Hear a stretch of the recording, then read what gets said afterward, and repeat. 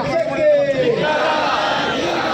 ಜಿಲ್ಲೆಯ ದೇಶದ್ರೋಹವನ್ನು ಬೆಂಬಲಿಸಿರುವಂತಹ ಕಾಂಗ್ರೆಸ್ ಪಾರ್ಟಿಗೆ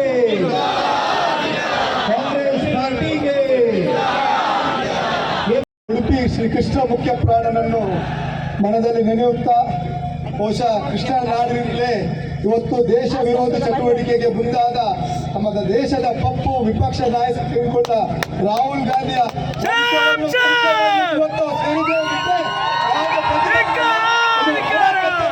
ಹೇಳಲಿಕ್ಕೆ ಬಯಸ್ತೇನೆ. ಬಹುಶಃ ವರ್ಷದ 10 ತಿಂಗಳು ಯಾವ್ಯಾವ ರಾಷ್ಟ್ರದಲ್ಲಿ ಟೋಟಲ್ಲಿ ಡ್ರಗ್ ಅಡಿಕ್ಟ್ ಆಗಿ ಅವನದೇ ಲೋಕದಲ್ಲಿಲ್ಲದಂತ ರಾಹುಲ್ ಗಾಂಧಿ ಇವತ್ತು ದೇಶವನ್ನು ಯಾವ ರೀತಿ ಮುನ್ನಡೆಸಬೇಕು, ಅದಕ್ಕೆ ಯಾವ ರೀತಿ ಸಹಕಾರ ಕೊಡಬೇಕೆಂಬ ಗೊತ್ತಿಲ್ಲದೆ ಇವತ್ತು ವಿದ್ಯಾರ್ಥಿಗಳ ಜೀವನದಲ್ಲಿ ವಿಷ ಬೀಜ ಮುತ್ತುವ ಮೂಲಕ ಕಾಕ್ರೋಚ್ಗಳೊಂದಿಗೆ ಸೇರಿಕೊಂಡು ನಮ್ಮ ದೇಶದ ಪ್ರಧಾನಿಯನ್ನು ಟೀಕೆ ಮಾಡುವಂಥ ಕೆಲಸಕ್ಕೆ ಇವತ್ತು ರಾಹುಲ್ ಗಾಂಧಿ ಮುಂದಾಗಿದ್ದಾರೆ.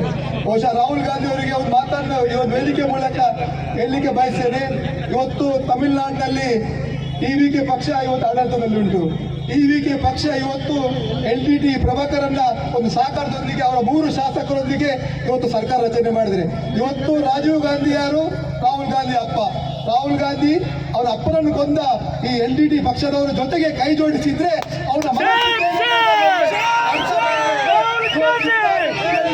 ನಮ್ಮ ದೇಶಕ್ಕೆ ಯಾವ ರೀತಿ ನ್ಯಾಯ ಮಾಡಬೇಕಾಗುವುದು ಎಂಬುದನ್ನು ಅರ್ಥ ಮಾಡಬೇಕು. ಅದರಿಂದಾಗಿ ನಾವೆಲ್ಲ ಕಾರ್ಯಕರ್ತ ಬಂಧುಗಳೇ ತಕ್ಷಣ ನಮ್ಮ ನಿರ್ಧಾರಗಳನ್ನು ನಾವು ಬದಲಾಯಿಸಿ ಈ ಕಾಕ್ರೋಚ್ ಇರ್ಬೋದು, ಅದಕ್ಕೆ ಬೆಂಬಲ ನೀಡುವಂತ SDPI ಇರ್ಬೋದು, ಇತರ ರಾಷ್ಟ್ರ ವಿರೋಧಿ ಯಾರು ಸಂಘಟನೆಗಳಿದೆ ಅದರ ಜೊತೆಗೆ ಕಾಂಗ್ರೆಸ್ ಅನ್ನು ಕಿತ್ತೊಯ್ಯುವಂತ ಒಂದು ಕೆಲಸವನ್ನು ನಾವು ಮಾಡಿದರೆ ಮಾತ್ರ ನಮ್ಮ ದೇಶದಲ್ಲಿ ನಾವು ನೆಮ್ಮದಿಯಿಂದ ಬಾಳಲಿಕ್ಕೆ ಸಾಧ್ಯ ಉಂಟು.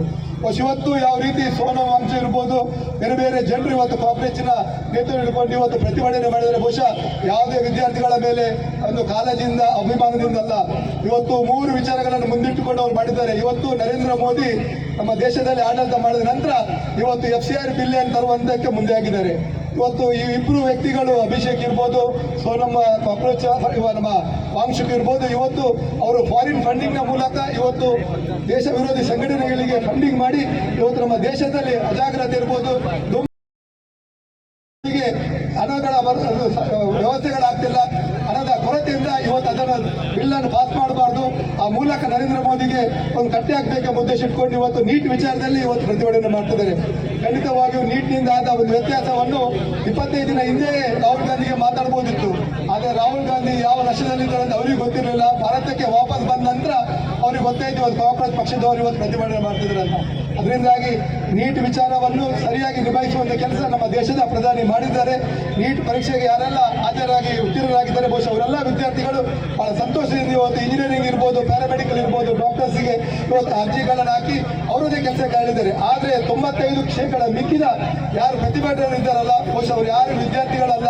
ಅವರ ಇಡೀ ದಾಖಲೆಗಳನ್ನು ಜಾತಕಗಳನ್ನು ತೆಗೆದ್ರೆ ನಮಗೆ ಮುಂದಿನ ಗೊತ್ತಾಗಿದೆ. ಅದರ ಜೊತೆಗೆ ಈ 2 ವ್ಯಕ್ತಿಗಳು ಕೂಡ ಈ ಟೆರರ್ ಸಂಘಟನೆಯ ಸಹಕಾರದೊಂದಿಗೆ ಈ ರೀತಿ ಅಜಾಗ್ರತೆ ಸೃಷ್ಟಿ ಮಾಡುವಂತ ಕೆಲಸವನ್ನು ಮಾಡ್ತಾರೆ. ಇದರಿಂದಾಗಿ ಇವತ್ತಿನ ದಿನ ಈ ದಿನವನ್ನು ನೀವು ಮಾರ್ಕ್ ಮಾಡಿ ಖಂಡಿತವಾಗಿ ಒಂದು 100 ದಿನ ಒಳಗೆ ಆ ಪ್ರತಿಭಟನೆಯಲ್ಲಿ ಯಾರೆಲ್ಲ ಭಾಗವಹಿಸಿದ್ದಾರೆ ಅವರು ಇಡೀ ಜಾತಕವನ್ನು ಬಯಲು ಮಾಡುವ ಮೂಲಕ ಯಾರು ದೇಶ ಪ್ರೇಮಿಗಳು, ಯಾರು ದೇಶ ದ್ರೋಹಿಗಳು, ಯಾರು ವಿದ್ಯಾರ್ಥಿಗಳ ಪರವಾಗಿದ್ದಾರೆ, ಯಾರು ವಿದ್ಯಾರ್ಥಿಗಳ ವಿರೋಧ ಆಗಿರುವ ಎಂಬುದನ್ನು ಸಾಬೀತು ಮಾಡಿರುವಂತ ಕೆಲಸ ನಮ್ಮ ನೆಚ್ಚಿನ ಪ್ರಧಾನಿ ನರೇಂದ್ರ ಮೋದಿ ಅವರು ಮಾಡಲಿಕ್ಕಿದ್ದಾರೆ ಎಂಬ ಮಾತನಾಡಿ ಸಂದರ್ಭಗಳಿಗೆ ಸಹಕಾರ ಮಾಡಿದ್ದಾರೆ ಎಂಬುದನ್ನು ಕಳೆದ ಮನಮೋಹನ್ ಸಿಂಗ್ ಪ್ರಧಾನಿ ಆದಾಗ ಅವರೊಮ್ಮೆ ಅರ್ಥ ಮಾಡಬೇಕು. ಯಾಕಂತೇಳಿದ್ರೆ ರಾಹುಲ್ ಗಾಂಧಿಗೆ ನೆನಪು ಶಕ್ತಿ ಬಹಳ ಕಮ್ಮಿ ಇದೆ. ದಿನದ 24 ಗಂಟೆ ನಶಾ ಮುಕ್ತರಾಗಿರುವ ನಶದ ಒಂದು ಇದರಲ್ಲಿ ಅಮಲ್ ಬದಲಾದ ಸೇರಿದ್ರಿಂದ ಅವರಿಗೆ ಯಾವುದು ಆಗುವಗಳನ್ನು ಚಿಂತನೆ ಮಾಡುವಂತ ಶಕ್ತಿ ಇಲ್ಲ. ಅದರಿಂದಾಗಿ ರಾಹುಲ್ ಗಾಂಧಿಗೆ ಈ ಮಣ್ಣಿನ ಮೂಲಕ ಎಚ್ಚರಿಕೆಯನ್ನು ಕೊಡ್ತೇವೆ. ಈ ರೀತಿಯ ನಾಟಕವನ್ನು ಮಾಡಿದರೆ ಖಂಡಿತವಾಗಿ 97ರಲ್ಲಿ ಬಾಬ್ರಿ ಮಸೀದಿಯ ಒಂದು ವಿಚಾರದಲ್ಲಿ ನಮ್ಮ ಭಾವನೆಗೆ ಧಕ್ಕೆ ಬಂದಾಗ ನಮ್ಮ ಕಾರ್ಯಕರ್ತರು ಯಾವ ರೀತಿ ಹೋಗಿ ಆ ಬಾಬ್ರಿ ಮಸೀದಿ ಧ್ವಂಸ ಮಾಡಿದ್ರು ಬಹುಶಃ ಅದೇ ರೀತಿ ಕಾಂಗ್ರೆಸ್ ಇರ್ಬೋದು, ರಾಹುಲ್ ಗಾಂಧಿ ವಂಶವನ್ನು ಧ್ವಂಸ ಮಾಡುವ ಕೆಲಸ ನಾವೆಲ್ಲೋ ಕಾರ್ಯಕರ್ತರು ಮಾಡಲಿಕ್ಕೆ ಮುಂದೆ ಇದ್ದಾರೆ ಅಂತ ಈ ಸಂದರ್ಭದಲ್ಲಿ ರಾಹುಲ್ ಗಾಂಧಿ ಅವರ ಇಡೀ ತಂಡಕ್ಕೆ ಎಚ್ಚರಿಕೆಯನ್ನು ಕೊಡಲಿಕ್ಕೆ ಬಯಸ್ತೇನೆ. ಅದರ ಜೊತೆಗೆ ನಮ್ಮ ಉಡುಪಿಯಲ್ಲಿ ಕೆಲವೊಂದು ಕಾಕ್ರೋಚ್ಗಳು ಇವತ್ತು ಪ್ರತಿಭಟನೆ ಮಾಡಿದರು. ಆ ಕಾಕ್ರೋಚ್ಗಳ ಬಗ್ಗೆ ನಾನು ಮಾತಾಡಿ, ಯಾಕೆಂದ್ರೆ 100 ರೂಪಾಯಿ ಬೇಗ ಒಂದು ಸ್ಪ್ರೋ ಇದ್ರೆ ಸಾಕು ಅವರನ್ನು ಓಡಿಸಲಿಕ್ಕೆ ಆಗ್ತದೆ. ಅದರಿಂದಾಗಿ ಮಣಿಪಾಲದಂತ ಒಂದು ಶಿಕ್ಷಣ ಸಂಸ್ಥೆ ಇಡೀ ವಿಶ್ವದಲ್ಲಿ ಬಹಳ ಒಂದು ಹೆಸರುವಾಸಿ ಇದು. ನಮ್ಗೆ ಎಲ್ಲಿಗೆ ಬಹಳ ಗೌರವ ಉಂಟು. ಮಣಿಪಾಲ್ ನಮ್ಮ ಜಿಲ್ಲೆಯಲ್ಲಿ ಬರ್ತದೆ, ಶಿಕ್ಷಣದ ಕಾಶಿ ಅಂತ. ಬಹಳಷ್ಟು ವಿದ್ಯಾರ್ಥಿಗಳು ಸುಮಾರು 25,000 ಮಿಕ್ಕಿದ ವಿದ್ಯಾರ್ಥಿಗಳು ಪ್ರತಿ ವರ್ಷ ಅಲ್ಲಿ ಬಂದು ಶಿಕ್ಷಣವನ್ನು ಪಡಿತಾರೆ. ಬಹಳ ಗೌರವದಿಂದ ವಿದ್ಯಾರ್ಥಿಗಳಿಗೆ ಸ್ವಾಗತಿಸ್ತೇವೆ, ಅವರಿಗೆ ಸಹಕಾರ ಮಾಡ್ತೇವೆ. ಆದರೆ ಮೊನ್ನೆ ದಿನ ಆ ವಿದ್ಯಾರ್ಥಿಗಳನ್ನು ಬಳಸಿ ಕೆಲವೊಂದು ಫ್ಯಾಕಲ್ಟಿಗಳು ಯಾರು ಕೇರಳ ಮೂಲದವರು, ತಮಿಳುನಾಡು ಮೂಲದ ಫ್ಯಾಕಲ್ಟಿಗಳು ಅವರು ವಿದ್ಯಾರ್ಥಿಗಳನ್ನು ಅವರ ತಲೆಗೆ ವಿಷ ಬೀಜವನ್ನು ಬಿತ್ತುವ ಮೂಲಕ ಕೇವಲ ವಿಷ ಬೀಜ ಬಿತ್ತುವಲ್ಲ, ಇವತ್ತು ಡ್ರಗ್ಸ್ ಅನ್ನು ಸಪ್ಲೈ ಮಾಡುವಂತದ್ದು ಯಾರು ಮನೆ ಪಾಲಿದ್ರೆ ಆ 7 ಜನ ಫ್ಯಾಕಲ್ಟಿಗಳ ಅಂತ ಹೇಳಿಕೆ ಬೇಕಿದ್ರೆ ಅವರ ಪಟ್ಟಿಯನ್ನು ಕೂಡ ತಕ್ಷಣ ಬಿಡುಗಡೆ ಮಾಡ್ತೇವೆ. ಪೊಲೀಸ್ ಅವರು ಒಂದು ವೇಳೆ ಕ್ರಮ ಕೈಗೊಳ್ಳುವಂತೆ ಆ ಪೊಲೀಸ್ನವರ ಕೆಲಸವನ್ನು ಮುಂದೆ ನಾವು ಮಾಡಬೇಕಾಗಿದೆ. ನಾವು ಮುಂದಾಗಬೇಕಾಗಿದೆ. ಅದರಿಂದಾಗಿ ನಾವು ನೋಡಿರ್ಬೋದು ಆ ಪ್ರತಿಭಟನೆಯಲ್ಲಿ 4 ಜನ ವಿದ್ಯಾರ್ಥಿಗಳು ಯಾವ ರೀತಿ ನಮ್ಮ ರಾಷ್ಟ್ರ ಧ್ವಜ ಹಿಡ್ಕೊಂಡು ಯಾವ ರೀತಿ ಪೊಲೀಸರಿಗೆ ಲಾಠಿ ತನ್ನಿ ಹೊಡೀರಿ ಅಂತ ಹೇಳ್ತಾರೆ. ಬಹುಶಃ ಆ ವಿಚಾರಕ್ಕೆ ಒಬ್ಬ ಲೆಕ್ಚರರ್ ನೀವು ಈ ರೀತಿ ಮಾಡಿದ್ರೆ ನಮ್ಗೆ 10 ಲಕ್ಷ ಪ್ರೈಸ್ ಅನ್ನು ಘೋಷಣೆ ಮಾಡಿದ್ದಾರೆ. ಬಹುಶಃ ಅದನ್ನು ಪತ್ತೆ ಹಚ್ಚುವಂತ ಕೆಲಸ ಇವತ್ತು ನಮ್ಮ ಪೊಲೀಸ್ ಇಲಾಖೆ ಅವರು ಮಾಡಬೇಕಿತ್ತು. ಒಂದು ವೇಳೆ ಆಗದಿದ್ರೆ ನಾವು ಅದರ ಇಡೀ ವಿವರವನ್ನು ಅವರ ಇಡೀ ಮಾಹಿತಿಯನ್ನು ಕೊಡಲಿಕ್ಕೆ ಬದ್ಧರಿದ್ದೇವೆ. ನಮ್ಮ ಕೈಗೊಳ್ಳದಿದ್ರೆ ನಮ್ಮ ಕೈಯಲ್ಲಿ ಕೂಡ ಹಿಡಿಲಿಕ್ಕೆ ಅದು ಸಾಧ್ಯ ಉಂಟು. ಅದರಿಂದಾಗಿ ಅದರ ಪರಿಣಾಮವನ್ನು ಕೂಡ ಆ ಸಂಸ್ಥೆಯ ಕೆಲವೊಂದು ಮುಖ್ಯಸ್ಥರು ಯಾರೆಲ್ಲ ಪ್ರತಿಭಟನೆಗೆ ಸಹಕಾರ ಮಾಡಿದರೆ ಅವರು ಕೂಡ ಅದನ್ನು ಕೇವಲ ಪ್ರತಿಭಟನೆ ಅಲ್ಲ, ಇದೊಂದು ಕೊನೆಯ ಎಚ್ಚರಿಕೆ. ನಮ್ಮ ತಾಳ್ಮೆಯನ್ನು ಪರೀಕ್ಷೆ ಮಾಡಲಿಕ್ಕೆ ಹೋದ್ರೆ ಖಂಡಿತವಾಗಿ ನಾವು ತುಂಬಾನೇ ಸಹಿಸುವುದಿಲ್ಲ, ಅದನ್ನು ಬಿಡುವಂತ ಪ್ರಶ್ನೆ ಇಲ್ಲ.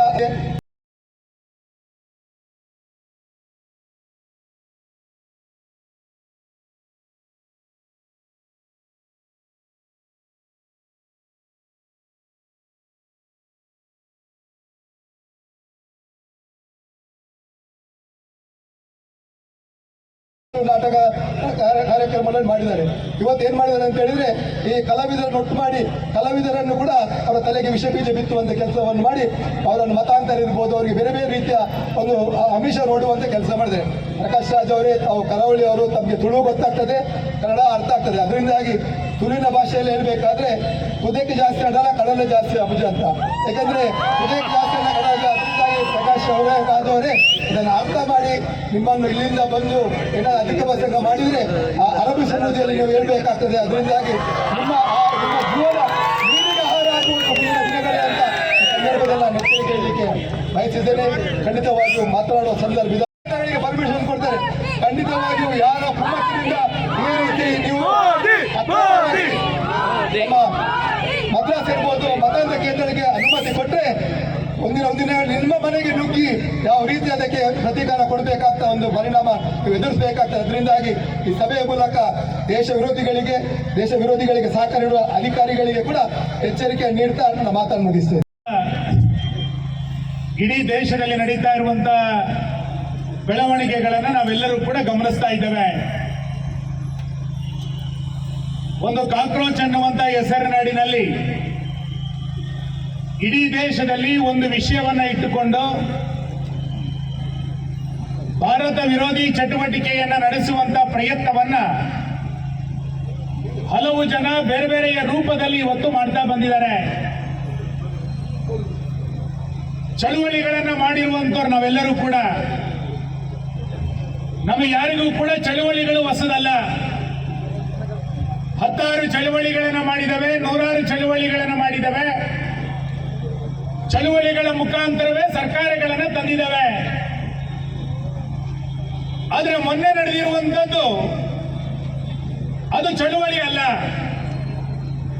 ಅದೊಂದು ಅರಾಜಕತೆಯನ್ನು ಸೃಷ್ಟಿ ಮಾಡುವಂತ ಪ್ರಯತ್ನ. ಚಳುವಳಿ ಬೇರೆ, ಅರಾಜಕತೆ ಬೇರೆ. ಆದ್ರೆ ಡೆಲ್ಲಿಯ ಜಂತರ್ ಮಂತರ್ನಲ್ಲಿ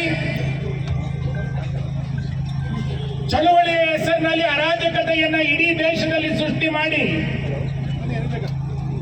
ನಾವೇನನ್ನೋ ಮಾಡಲಿಕ್ಕೆ ಹೊರಟಿದ್ದೇವೆ, ಏನನ್ನೋ ಸೃಷ್ಟಿ ಮಾಡಲಿಕ್ಕೆ ಹೊರಟಿದ್ದೇವೆ ಅನ್ನುವಂತ ಪ್ರಯತ್ನವನ್ನ ತುಂಬಾ ಜನ ಮಾಡ್ತಾ ಬಂದಿದ್ದಾರೆ. ಬಿಜೆಪಿಗೆ, ನರೇಂದ್ರ ಮೋದಿಗೆ ಇದು ಹೊಸದಲ್ಲ.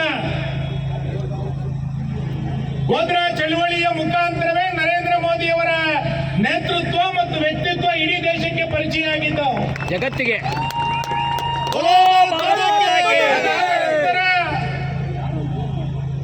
ಅಮೆರಿಕಕ್ಕೆ ನರೇಂದ್ರ ಮೋದಿಗೆ ವೀಸಾ ಕೊಡೋದಿಲ್ಲ ಅಂತೇಳಿ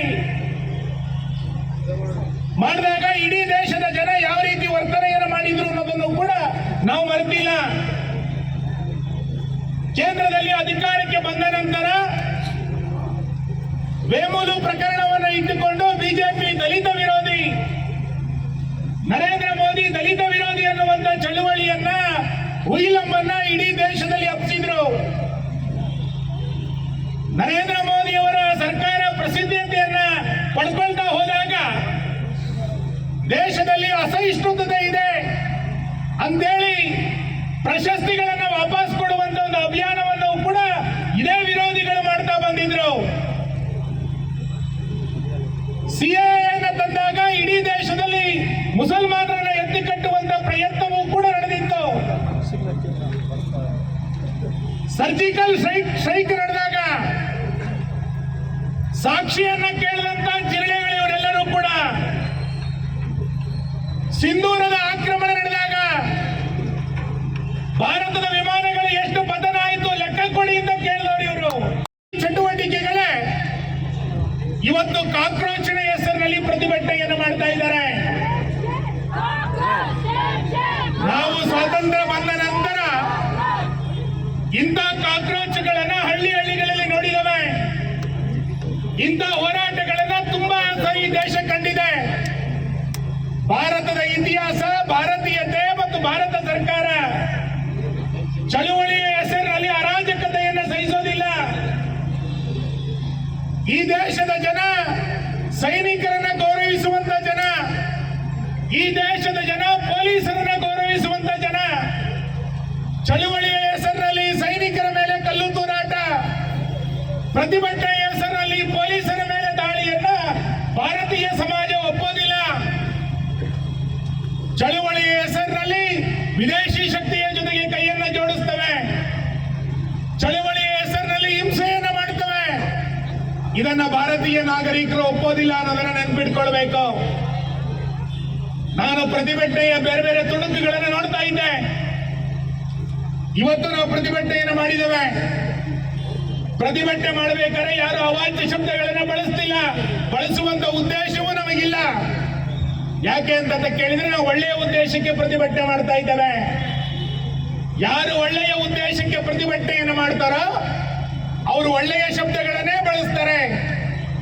ಆದರೆ ಜಂತರ್ ಮಂತರ್ನಲ್ಲಿ ನಡೆದಂತಹ ಪ್ರತಿಭಟನೆಯಲ್ಲಿ ಯಾವ್ಯಾವ ಭಾಷೆಗಳನ್ನು ಬಳಸಿದ್ರು? ನರೇಂದ್ರ ಮೋದಿಯವರ ಕುರಿತಂತೆ ಬಳಸಿದಂತಹ ಶಬ್ದಗಳು ಯಾವ್ದ್ಯಾವುದು? ರಾಮನ ಬಗ್ಗೆ, ಪುರಾಣದ ಬಗ್ಗೆ ಯಾವ್ಯಾವ ಶಬ್ದಗಳನ್ನ ಆ ಪ್ರತಿಭಟನಾಕಾರರ ಹೆಸರಿನಲ್ಲಿರುವಂತ ಕಾಕ್ರೋಚ್ಗಳು ಬಳಸಿದ್ರು? ಯಾರಿಗೆ ಉದ್ದೇಶ ಚೆನ್ನಾಗಿರುತ್ತೋ ಅವರ ಭಾಷೆ ಚೆನ್ನಾಗಿರುತ್ತೆ. ಉದ್ದೇಶನೇ ಚೆನ್ನಾಗಿಲ್ಲ ಅಂತಂದಾಗ ಭಾಷೆಯೂ ಕೂಡ ಕಳಪೆ ಆಗಿರುತ್ತೆ, ಅವಾಚ್ಯವಾಗಿರುತ್ತೆ. ಜಂತರ್ ಮಂತರ್ನಲ್ಲಿ ನಡೆದಂತ ಉದ್ದೇಶ ಕೆಟ್ಟದಾಗಿದ್ದರಿಂದ ಅವರು ಬಳಸಿದಂತ ಎಲ್ಲ ಶಬ್ದಗಳು ಕೂಡ ಅವಾಚ್ಯಗಳಿತ್ತು, ಭಾರತೀಯತೆಯನ್ನು ಅವಮಾನಿಸಿದಂತಿತ್ತು. ನಾನೊಬ್ಬನ ಇಂಟರ್ವ್ಯೂವನ್ನು ಕೇಳ್ತಾ ಇದ್ದೆ. ಯಾವುದೋ ಇಸ್ರೇಲ್ನಲ್ಲಿ ಪ್ಯಾಲಿಸ್ಟೈನಿನ ಮೇಲೆ ದಾಳಿ ನಡೀತಾ ಇದೆ, ಅದನ್ನು ನಿಲ್ಲಿಸಬೇಕು ಅಂತ ಒಬ್ಬ ಹೋರಾಟಗಾರ ಹೇಳ್ತಾ ಇದ್ದ.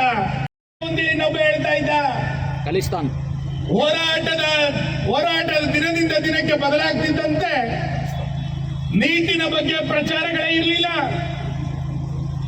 ನೀಟ್ ಪ್ರಶ್ನೆ ಪತ್ರಿಕೆ ಸೋರಿಕೆಯನ್ನ ನಾವು ಯಾವತ್ತೂ ಕೂಡ ಸಮರ್ಥಿಸಿಕೊಳ್ಳೇ ಇಲ್ಲ. ಆ ಪ್ರಶ್ನೆ ಪತ್ರಿಕೆ ಸೋರಿಕೆ ಆದಾಗ ಮರುಪರೀಕ್ಷೆಯನ್ನ ಕೇಂದ್ರ ಸರ್ಕಾರ ಯಶಸ್ವಿಯಾಗಿ ಮಾಡಿದೆ. ಫಲಿತಾಂಶ ಅತ್ಯಂತ ಶೀಘ್ರದಲ್ಲಿ ಪ್ರಕಟ ಆಗಿದೆ. ಯಾವುದೋ 1,000, 2,000 ಜನರಿಗೆ ನಡೆದಂತ ಪರೀಕ್ಷೆ ಅಲ್ಲ, 20 ಲಕ್ಷ ಜನರಿಗೆ ನಡೆದಂತ ನೀಟ್ ಪರೀಕ್ಷೆ. ಅದರ ಸೋರಿಕೆಯನ್ನ ಯಾವ ಸರ್ಕಾರವೂ ಕೂಡ ಸಮರ್ಥನೆ ಮಾಡಿಕೊಳ್ಳಿಲ್ಲ. ವಿದ್ಯಾರ್ಥಿಗಳಿಗೆ ಅನಾನುಕೂಲ ಆಗಬಾರದು ಅನ್ನುವ ಕಾರಣಕ್ಕೆ ಮರುಪರೀಕ್ಷೆಯನ್ನ ಶೀಘ್ರವಾಗಿ ನಮ್ಮ ಸರ್ಕಾರ ಮಾಡಿದೆ. ಫಲಿತಾಂಶವನ್ನು ಕೂಡ ಬೇಗ ಪ್ರಕಟ ಮಾಡಿದೆ. ಫಲಿತಾಂಶ ಬಂದಂತ ವಿದ್ಯಾರ್ಥಿಗಳು ಯಾವ ಕಾಲೇಜಿನಲ್ಲಿ ಸೀಟು ಪಡಿಬೇಕು ಅಂತೇಳಿ ತರಾತುರಿನಲ್ಲಿ ಹೋಗ್ತಾ ಇದ್ರು. ಅಂತ ಸಂದರ್ಭದಲ್ಲಿ ಯಾವುದಕ್ಕೂ ಸಂಬಂಧ ಇಲ್ಲದಂತಹ ಕೆಲವು ಗುಂಪುಗಳು ಈ ಹೋರಾಟವನ್ನು ನಡೆಸ್ತಾ ಬಂದಿದ್ದಾರೆ. ಬಂಧುಗಳೇ, ನಾನು ವಿನಂತಿ ಮಾಡ್ತೇನೆ, ಭಾರತದಲ್ಲಿ ನರೇಂದ್ರ ಮೋದಿಯವರ ಸರ್ಕಾರವನ್ನ ದುರ್ಬಲಗೊಳಿಸಬೇಕು ಅನ್ನುವಂತ ಪ್ರಯತ್ನವನ್ನ ತುಂಬಾ ಜನ ಮಾಡ್ತಾ ಬಂದಿದ್ದಾರೆ.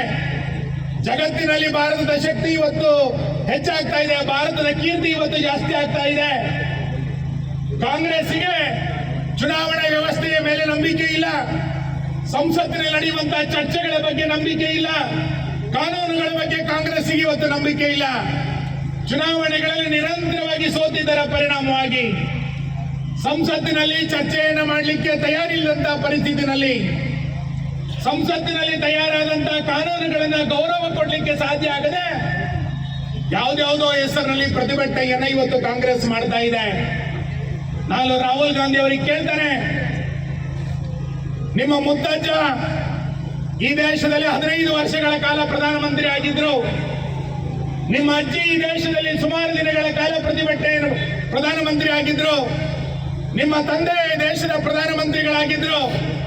ಪ್ರಧಾನಮಂತ್ರಿಯ ಗೌರವ ಸ್ಥಾನ ಏನು ಅನ್ನುವಂಥದ್ದು ವಿರೋಧ ಪಕ್ಷದ ನಾಯಕನಿಗೆ ಗೊತ್ತಿರಬೇಕು. ಅದು ಬಿಟ್ಟು ಪ್ರಧಾನಮಂತ್ರಿಗಳ ಮನೆಯ ಮುಂದೆ ಧರಣಿಯನ್ನು ಮಾಡ್ತೀವಿ ಅಂತಂದ್ರೆ ಈ ದೇಶದ ಜನ ಅದನ್ನು ಒಪ್ಕೊಳ್ಳೋದಿಲ್ಲ ಅನ್ನೋದನ್ನು ಕೂಡ ನಿಮಗೆ ಗೊತ್ತಿರಬೇಕು. ಯಾವುದು ಶಿಷ್ಟಾಚಾರ ಅನ್ನುವಂಥದ್ದು ಗೊತ್ತಿರಬೇಕು.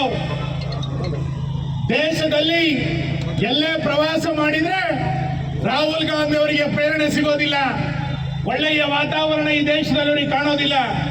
ಅವರು ವಿದೇಶಕ್ಕೆ ಹೋಗ್ಬಂದಾಗ ಎಲ್ಲ ಸಂದರ್ಭದಲ್ಲೂ ಕೂಡ ಭಾರತ ವಿರೋಧಿಯಾದಂತಹ ಹೇಳಿಕೆಗಳನ್ನ, ಭಾರತ ವಿರೋಧಿಯಾದಂತಹ ಚಳುವಳಿಗಳನ್ನ ಮಾಡ್ತಾನೆ ಬಂದಿದ್ದಾರೆ. ಹಾಗಾಗಿ ಇವತ್ತು ನಾವು ಮಾಡ್ತಾ ಇರುವಂತಹ ಪ್ರತಿಭಟನೆ ಏನು ಅಂತ ಕೇಳಿದ್ರೆ ಚಳುವಳಿ ಬೇರೆ, ಅರಾಜಕತೆ ಬೇರೆ ಎನ್ನುವಂಥದ್ದು ಸ್ಪಷ್ಟ ಇರಬೇಕು.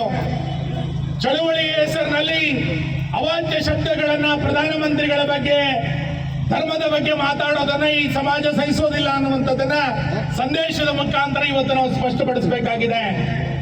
ಬಿಜೆಪಿಯ ಕಾರ್ಯಕರ್ತರಾದಂಥ ನಾವುಗಳು ಎಲ್ಲವನ್ನೂ ಮೋದಿ ಮಾಡ್ತಾರೆ ಎನ್ನುವಂತ ಭ್ರಮೆನಲ್ಲಿ ನಾವು ಇರಬಾರ್ದು. ನಮಗೂ ಕೂಡ ಜವಾಬ್ದಾರಿಗಳಿದೆ.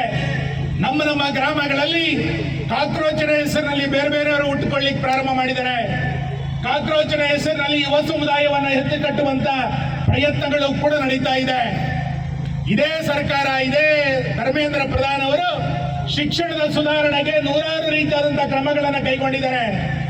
ಇವತ್ತು ಕಾಕ್ರೋಚ್ಗಳಿಗೆ ಕೇಳಿ, ಕಾಂಗ್ರೆಸ್ಸಿಗೆ ಕೇಳಿ ಪರೀಕ್ಷೆಯನ್ನ ಸುಧಾರಣೆ ಮಾಡ್ತೀವಿ ಅಂತಂದಾಗ ಆ ಬಿಲ್ ಅನ್ನ ವಿರೋಧ ಮಾಡ್ತಾ ಇರುವಂತವರು ಇವರೆಲ್ಲರೂ ಕೂಡ ತಂತ್ರಜ್ಞಾನದ ಮುಖಾಂತರ ಪ್ರಶ್ನೆ ಪತ್ರಿಕೆಯನ್ನ ತಯಾರು ಮಾಡ್ತೀವಿ ಅಂತೇಳಿ ಕೇಂದ್ರ ಸರ್ಕಾರ ಹೇಳಿಕೆ ಹೊರಟಿದೆ.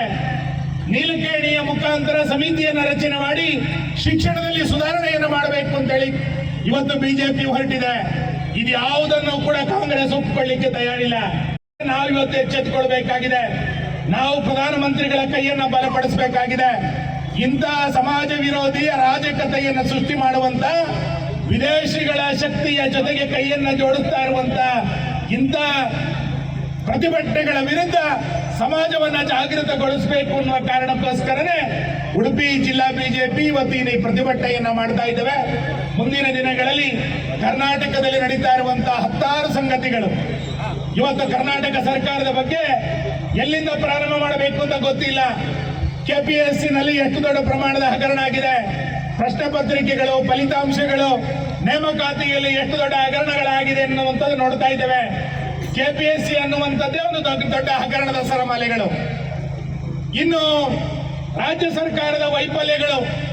ರೇಷನ್ ಕಾರ್ಡ್ ಅನ್ನ ಕೊಡದೆ 3 ವರ್ಷ ಆಯ್ತು ಈ ಸರ್ಕಾರಕ್ಕೆ. ವೃದ್ಧಾಪ್ಯ ವೇತನ, ಸಂಧ್ಯಾ ಸುರಕ್ಷೆಗಳನ್ನು ನಿಲ್ಲಿಸಿ ಈ ಸರ್ಕಾರ 4 ತಿಂಗಳಾಯಿತು.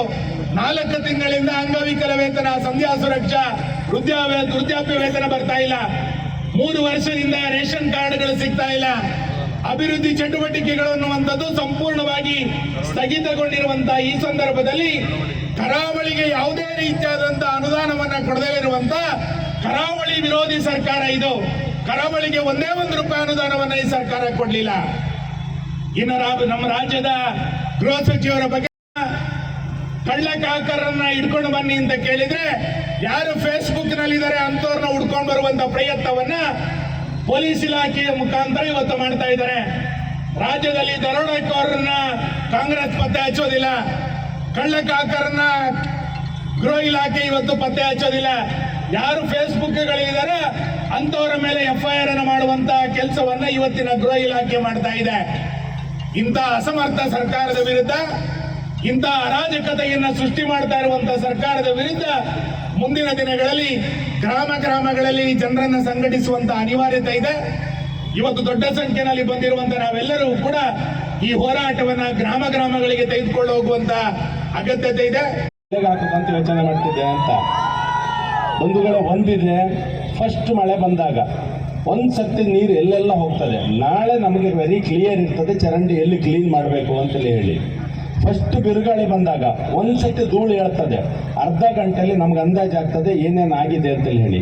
ಸೊ ದುಶ್ಮನ್ ಇದಾರೆ ಅಂತೇಳಿ ಹೇಳಿದ್ರೆ ದುಶ್ಮನ್ ಬಗಲ್ ಮೇ ಅಂತೇಳಿ ಹೇಳಿ ನಮಗೆ ಮೊದಲಿಂದನೂ ಗೊತ್ತು ಬಗಲ್ ಮೇ ಹೇ ಅಂತ. ಆ ಆದ್ರೆ ಯಾವ ಶೇಪಲ್ಲಿ ಇದೆ ಅಂತ ಗೊತ್ತಿರಲಿಲ್ಲ. ಈಗ ಗೊತ್ತಾಗಿದೆ ಯಾವ ಶೇಪಲ್ಲಿ ಇದೆ, ಶೇಪಲ್ಲಿ ಇದೆ. ಸೊ ಇಲ್ಲಿಗೆ ವೆರಿ ಕ್ಲಿಯರ್ ಆಯ್ತು. ಇನ್ನು ಸ್ವಲ್ಪ ದಿವಸದಲ್ಲಿ ಅದರದ್ದು ಪೂರ್ತಿ ತಲೆಬುಡ ಸ್ಕ್ಯಾನಿಂಗ್ ಮಾಡಿ ಡಿಸ್ಮ್ಯಾಂಟ್ಲ್ ಮಾಡಿ ಚಂದ ಮಾಡಿ ಇಡುವಂತ ವ್ಯವಸ್ಥೆ ಈ ದೇಶದಲ್ಲಿ ಆಗ್ತದೆ. ವಿದ್ಯಾರ್ಥಿಗಳು ನಮ್ಮವರೇ, ಮಕ್ಕಳು ನಮ್ಮವರೇ. ನಮ್ಮ ದೇಶದ ನೆಕ್ಸ್ಟ್ ಜನರೇಷನ್ ಅದಕ್ಕೆ ತಾಕತ್ತಿದೆ. ಆದ್ರೆ ಅದು ಜಿರಳೆಯ ದಾರಿಯಲ್ಲಿ ಹೋದಕ್ಕೆ ಮಾತ್ರ ಬೇಜಾರಿರುವುದು. ನಾವು ಮಕ್ಕಳನ್ನಂತೂ ಕಳ್ಕೊಳ್ಳುವ ವ್ಯವಸ್ಥೆಯಲ್ಲಿ ಇಲ್ಲ. ಯಾರೂ ಸಹಿತ ಆ ಕನ್ಫ್ಯೂಷನ್ ಹೋಗೋದು ಬೇಡ. ನಮ್ಮ ಮಕ್ಕಳು ನಮ್ಮ ದಾರಿಗೆ ಬಂದೇ ಬರ್ತಾರೆ. ಅವತ್ತಿಂದ ಇವತ್ತಿನವರೆಗೂ ದೇಶದಲ್ಲಿ ನಮ್ಮ ಸಮಾಜವನ್ನ, ಹಿಂದೂ ಸಮಾಜವನ್ನಿರಲಿ, ದೇಶದಲ್ಲಿ ಮಿಸ್ಗೈಡ್ ಮೊದಲು ಮಾಡೋದು ಯಾರು ಕೇಳಿದ್ರೆ ಹಿಂದೂಗಳೇ, ನಮ್ಮವರೇ. ಆದರೆ ಅದನ್ನು ತಕ್ಷಣ ಎದುರಿಸಿ ನಿಂತು ಸರಿಯಾದ ದಾರಿಯಲ್ಲಿ ಹೋರಾಟಕ್ಕೆ ಹೋಗುವ ಮಾಡುವ ತಾಕತ್ತಿರುವುದು ಯಾರಿಗೆ ಕೇಳಿದ್ರೆ ಪುನಃ ನಮಗೆ. ಹಾಗಾಗಿ ಇವತ್ತಿನ ಈ ಒಂದು ದಿಕ್ಕು, ಈ ಒಂದು ದಾರಿ ಸಿಕ್ಕಿದ್ದಕ್ಕೆ ಇನ್ನು ಎಷ್ಟು ಬೇಗ ಆಯಿತು ಅಷ್ಟು ಬೇಗ ಇಮ್ಯುನಿಟಿ ಪವರ್ ಬೆಳೆಸ್ಕೊಂಡು ವಾಪಸ್ ಅದನ್ನು ಟ್ರ್ಯಾಕಿಗೆ ತರುವಂಥ ಕೆಲಸವನ್ನ ಇಡೀ ದೇಶ, ಇಡೀ ಮೋದಿ ಅವರ ನೇತೃತ್ವದ ಸರ್ಕಾರ ಮಾಡಿಯೇ ಮಾಡ್ತದೆ. ಏನ್ ಮಾಡ್ಬೇಕು ಅನ್ನುವಂಥದ್ದು ಮಾಡಿಯೇ ಮಾಡ್ತವೆ. ಹಾಗಾಗಿ ಈ ಸಂದರ್ಭದಲ್ಲಿ ಬಂದಂತ ಆಕ್ರೋಶ ಎಷ್ಟಿದೆ ಅನ್ನೋದು ಉಡುಪಿ ಜಿಲ್ಲೆಯಲ್ಲಿ ಇಲ್ಲಿ ಸೇರಿದಂತ ಜನರೇ ಸಾಕ್ಷಿ ಇದ್ದಾರೆ.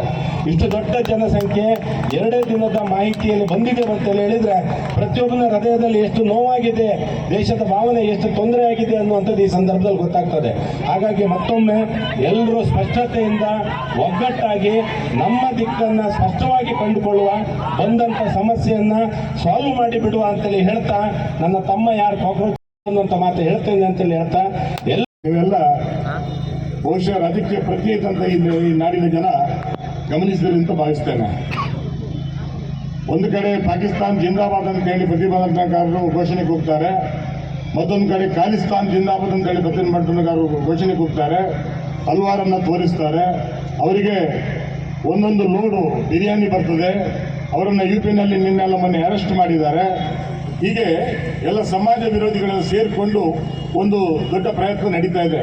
ನಿಮ್ಗೆ ಗೊತ್ತಿರಲಿ, ನಾಡ್ದು ಆಗಸ್ಟ್ 15ಕ್ಕೆ ಏನು ನೇಪಾಳದಲ್ಲಿ ನಡೀತು ಜಂಜಿ ಅಂತೇಳಿ ಒಂದು ಪ್ರತಿಭಟನೆ, ಅದೇ ರೀತಿ ಆಗಸ್ಟ್ 15ಕ್ಕೆ ಯಾವ ಕಾರಣಕ್ಕೂ ನರೇಂದ್ರ ಮೋದಿ ಅವರು ಈ ರಾಷ್ಟ್ರಧ್ವಜವನ್ನು ಹಾರಿಸಬಾರ್ದು ಅಂತಕ್ಕಂಥ ಚಿಂತನೆ ಮಾಡಿರ್ತಕ್ಕಂಥ ಕುತಂತ್ರ ಇದು. ಒಂದು ಅಜೆಂಡಾ ಇಟ್ಕೊಂಡೇ ಮಾಡಿರ್ತಕ್ಕಂಥ ಒಂದು ಅಜೆಂಡಾ ಇದು. ಆ ನಿಟ್ಟಿನಲ್ಲಿ ಇವತ್ತು ನಾವು ಏನು ಮಾಡಬೇಕಾಗಿದೆ ಹೇಳ್ತಾರೆ, ಮೈ ಮರಿವಿನ ಕ್ಷಣ ಘೋರ ಭೀಕರ, ರಾಷ್ಟ್ರ ವಿನಾಶಕ್ಕೆ ದಾರಿ ಅಂತ ಮಾತನ್ನು ಹೇಳ್ತಾರೆ. ನಾವು ಕಾರ್ಯಕರ್ತರು ಮನೆ ಮನೆಗೆ ಈ ಸುದ್ದಿಯನ್ನು ತಲುಪಿಸಲೇಬೇಕು. ಯಾಕೆ ಇವತ್ತು ಅಂತಾರಾಷ್ಟ್ರೀಯ ಮಟ್ಟದಲ್ಲಿ ನರೇಂದ್ರ ಮೋದಿಯವರ ವಿರುದ್ಧ ಒಂದು ಷಡ್ಯಂತ್ರ ನಡೀತದೆ ಅಂತ ಹೇಳಿದ್ರೆ, ನಿಮ್ಗೆ ಗೊತ್ತಿರಲಿ, 33 ದೇಶಗಳು ಕರೆದು ನರೇಂದ್ರ ಮೋದಿ ಅವ್ರನ್ನ ಆ ದೇಶದ ಉತ್ಕೃಷ್ಟವಾದಂಥ ಒಂದು ನಾಗರಿಕ ಪ್ರಶಸ್ತಿ ಕೊಟ್ಟಂತ ಈ ಪ್ರಪಂಚದ ಏಕೈಕ ವ್ಯಕ್ತಿ ಇದ್ರೆ ನರೇಂದ್ರ ಮೋದಿ ಅವರು. ಮೊನ್ನೆ ಅಮೆರಿಕದ ಒಂದು ಸಂಸ್ಥೆ who is the world famous leader on this earth ಅಂತ ಕೇಳಿದಾಗ ಅಲ್ಲಿ ಸುಮಾರು ಬೇರೆ ಬೇರೆ ದೇಶಗಳಲ್ಲಿ ಸರ್ವೆ ನಡೀತದೆ. 80% ಜನ, ಜಗತ್ತಿನ 80% ಜನ that is only Narendra Modi ಅಂತೇಳಿ ವೋಟ್ ಹಾಕ್ತಾರಲ್ಲ. ಇದನ್ನ ನಮ್ಮ ಅಂತಾರಾಷ್ಟ್ರೀಯ ಮಟ್ಟದ ಚೈನಾದವರು ಇರ್ಬೋದು ಅಥವಾ US ಅವರು ಇರ್ಬೋದು, ಬೇರೆ ಮುಸಲ್ಮಾನ್ ರಾಷ್ಟ್ರಗಳಿರ್ಬೋದು, ಅವರಿಗೆ ಸಹಿಸಲಿಕ್ಕೆ ಆಗ್ತಾ ಇಲ್ಲ ಬಂಧುಗಳೇ.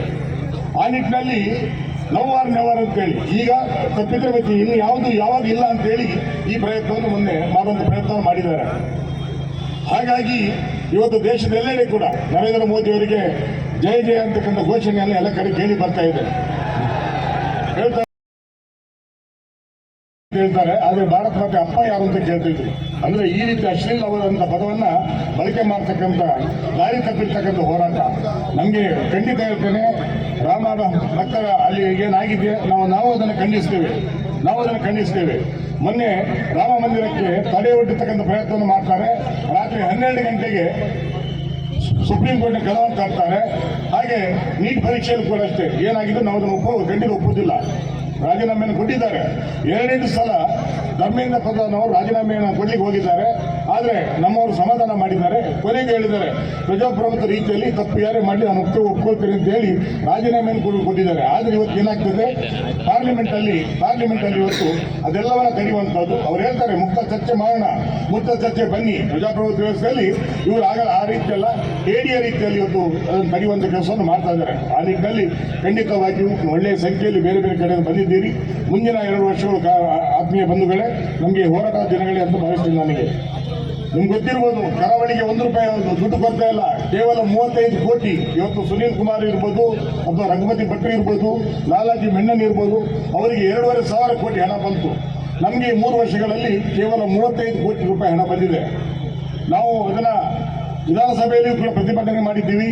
ಅಷ್ಟು ಮಾತ್ರ ಅಲ್ಲ, ನಾವು 2 ಸಲ ಹೋಗಿ ಸಿದ್ದರಾಮಯ್ಯ ಅವರಿಗೆ ನಾವು ಮನವಿ ಕೊಡುವಂಥ ಪ್ರಯತ್ನ ಕೂಡ ನಾವು ಮಾಡಿದ್ವಿ ನಾವು. ಆದರೆ ಯಾವುದಕ್ಕೂ ಸ್ಪಂದನೆ ಇಲ್ಲ. ನಮ್ಮನ್ನು ಎಲ್ಲ ಕಡೆಯಿಂದ ತುಳಿಯುವಂಥ ಪ್ರಯತ್ನ ಆಗ್ತಾ ಇದೆ.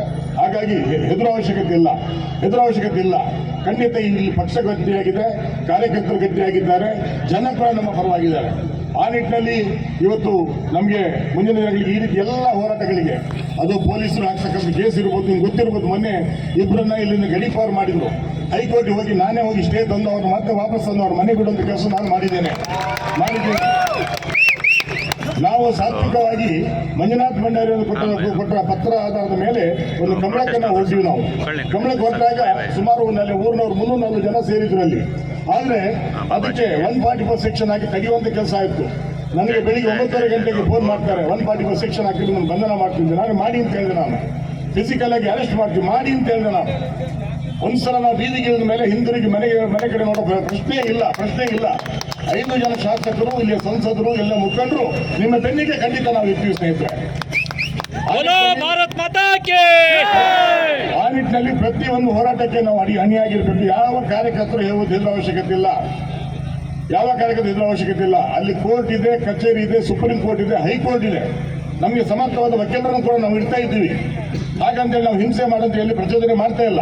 ಆದರೆ ನ್ಯಾಯವಾಗಿರ್ತಕ್ಕಂಥ ಹೋರಾಟವನ್ನು ಹತ್ತಿಕ್ಕುವಂಥ ಕೆಲಸವನ್ನು ಯಾರಾದರೂ ಮಾಡಿದರೆ ಅದಕ್ಕೆ 10 ಪಟ್ಟು ತಿರುಗಿ ಉತ್ತರವನ್ನು ಕೊಡ್ತಕ್ಕಂಥ ಧೈರ್ಯ, ಆ ಧೀಮಂತಿಕೆ, ಆ ತಾಕತ್ತು ಈ ಪಕ್ಷದ ಕಾರ್ಯಕರ್ತರಿಗೆ ಇದೆ.